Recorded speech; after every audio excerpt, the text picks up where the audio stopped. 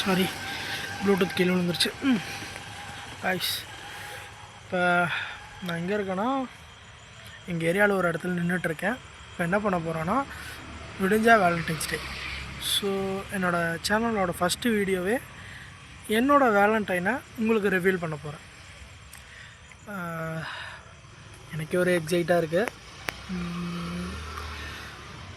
இந்த வீடியோ பார்த்துட்டு என் ஃப்ரெண்ட்ஸ் எல்லாம் கொஞ்சம் பயங்கரமாக ஷாக் ஆவானுங்க. பிகாஸ் யாருக்குமே நான் இது வரைக்கும் என்னோடய வேலண்டைன் யாருன்னு சொன்னதில்லை.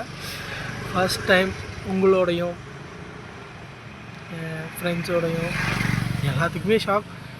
உங்கள்கிட்ட தான் ஃபஸ்ட்டு சொல்கிறேன். இப்போ என்ன பண்ண போகிறோன்னா, ஃபஸ்ட்டு போகிறோம். கேக் ஒன்று சொல்லியிருக்கேன். சொல்கிறா. ஹலோ ப்ரோ, ஒரு ஹெல்ப்டா. என்னது? எனக்கு ஒரு கேக் வேணும். என்ன கேக்கு? மச்சான், ஒரு கேக் ஒரு செலிப்ரேஷன், அதுக்காக.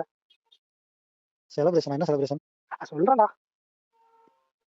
செலிப்ரேஷன் பிப்ரவரி 13னா நீ அதுக்கு ஒர்த்து இல்லை ப்ரோ. பட் வந்து நீ கேட்குறேன்னா எனக்கு என்ன புரியுது. ஏன்டா மறைக்கிறியா? உங்ககிட்ட என்னடா வச்சிருக்கேன்? கடை எத்தனை மணி வரைக்கும் இருக்கும்?